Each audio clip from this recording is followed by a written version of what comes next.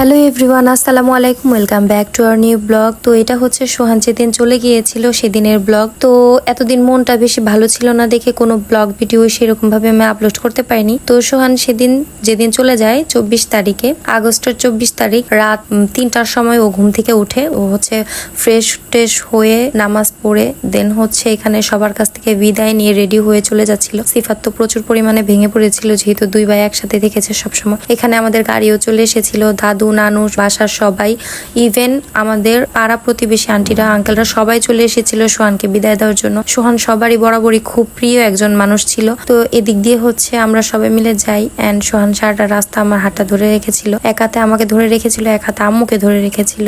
তো ও চলে যাচ্ছিল, ও জানে জ্বর কেমন লেগেছিল। তো এখানে যাওয়ার সময় আমি, আম্মু, সিফাত, রাতুল, আব্বু, আমার শ্বশুর আব্বু সবাই মিলে হচ্ছে যাচ্ছিলাম। কেন জানি মনে হচ্ছিল যে রাস্তাটা বুঝি এই শেষ হয়ে যাচ্ছে, এত তাড়াতাড়ি গাড়ি চলছিল, মানে খুব তাড়াতাড়ি আমরা চলে গিয়েছিলাম। তো এখানে সবারই মন বরাবরের মতোই খারাপ ছিল। তো তারপরে হচ্ছে এখানে চলে এসেছিলাম আমরা শাহজালাল আন্তর্জাতিক বিমানবন্দরে। তো এই নামটা হচ্ছে দূর থেকেই একদম তো বড় বড় করে লেখা ছিল, দেখা যাচ্ছে। আর এখানে যাচ্ছিলাম আর মনটা হচ্ছে কেমন যে করছিল বলে বোঝাতে পারবো না। তো এখানে যাওয়ার পরে দেখলাম যে অনেক মানুষ বসে আছে, সবাই হচ্ছে যার যার ফ্যামিলি ছেড়ে চলে যাচ্ছিল। তো টার্মিনাল 1 দিয়ে আমরা ঢুকে গেলাম উপরে। তো এরপরে হচ্ছে আমরা গাড়িতে বসেছিলাম, তো গাড়ি থেকে নেমে গেলাম। নেমে হচ্ছে এখানে হচ্ছে সিফাত, আব্বুরা, তোলার আব্বু হচ্ছে 4 জনে মিলে সোহানের গাড়ি থেকে সবকিছু বের করছিল, লাকিজ গুলো বের করা হচ্ছিল। এখানে আমি আর আম্মু আসন দাঁড়িয়েছিলাম। তো এখানে সবকিছু বের করা হচ্ছে। তো আশেপাশে তো অনেক মানুষ ছিল, সবাই তাদের পরিবারে চলে যাচ্ছিল। এখানে সোহানও তো আমাদের ছেড়ে চলে যাচ্ছে। তো একে একে সবাই চলে যাচ্ছে, এবার সোহানের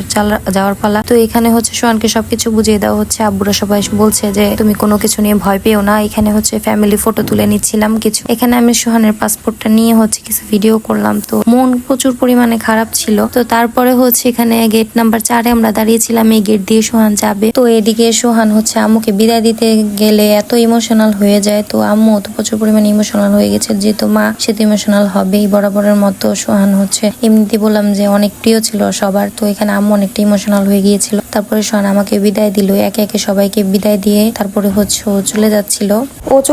ওর কেমন লাগছিল এটা আল্লাহ আর ও ছাড়া কেউ আসলে বোঝাতে পারবে না। ওর তো মুখটা খুবই ছোট হয়ে গিয়েছিল। আর আমরা তো এখানে কান্নাকাটি করে আমাদের তো কি অবস্থা আমরা দেখতেই পাচ্ছেন ভিডিওতে। আম্মু আর আব্বু তো একদম ভিতরে চলে গিয়েছে। এখানে আমি অপেক্ষা করছিলাম যে আরেকটা বার যদি ওকে দেখা যেত। এখানে দেখলাম যে এয়ার হোস্টেস গুলা যারা ছিল ওনারা ঢুকছে। তো এদিকে হচ্ছে সবাই ওয়েট করছিলাম। আরেকবার হচ্ছে গেট নাম্বার 6 হচ্ছে সোহান বের হবে। তো এর জন্য গেট নাম্বার 6 এখানে গিয়ে আমরা কিছুক্ষণ দাঁড়িয়েছিলাম, ওয়েট করছিলাম। তো রাত শেষ হয়ে আস্তে আস্তে সকাল হতে শুরু করেছিল। তো তখন মেবি 5:30 বা 5:45 মতো বাজে। তো এখানে যখন কিনা ওকে আরেকবার দেখলাম, এত পরিমাণে আমার ভালো লাগছিল। সবাই মিলে আবারও চলে গেল, সোহান বের হয়েছিল কারণ এখানে হচ্ছে কিছু একটা প্রবলেম হয়েছিল এর জন্য। তো আব্বু চলে গেল বুঝিয়ে দিল আবার। তো আবারও ভিতরে চলে গেল, তো আমাদের বাই দিয়ে। তো আরো একটা বার হচ্ছে ও বের হবে। তো আরো একটা বার সোহান বের হলো এন্ড আমরা গেলাম, ও একটু পানি খেয়ে নিল। তো এবার পানি খাওয়ার পরে হচ্ছে ও এবার শেষবারের মতো চলে গেল, আর বের হতে পারবে না ও। তো এটা ছিল হচ্ছে একদম শেষ দেখা ওর আর আমার। এখন আল্লাহর রহমতে 12 দিন যাবত ও হাঙ্গারিতে আছে। তো এখানে ফ্যামিলির সবার সাথে শেষবার মতো দেখা করে গেল। তো আমরা হচ্ছে ওয়েট করছিলাম বসে বসে। তো আব্বু আম্মু আর আমরা সবাই মিলে বলছিলাম যে যতক্ষণ না হচ্ছে ও ভিতরে প্লেনে উঠে ফোন না দেয় ততক্ষণ আমরা যাব না। ততক্ষণে হচ্ছে ভোর হয়ে গিয়েছিল, মানে একদম সকালে রোদ উঠে গিয়েছিল। তারপরে আমরা হচ্ছে ও ফোন দিয়ে বললো যে আমি এখন প্লেনে উঠবো। তো এখন হচ্ছে আমরা আমাদের গাড়িটা চলে আসলো আর আমরা আমাদের গাড়িতে উঠে গেলাম। তো এবার আমরাও চলে আসলাম বাসার দিকে। তো আজকের ব্লগটা এই পর্যন্তই। অবশ্যই আমাকে সাপোর্ট করবেন, চ্যানেলটা সাবস্ক্রাইব করে আমার পাশেই থাকবেন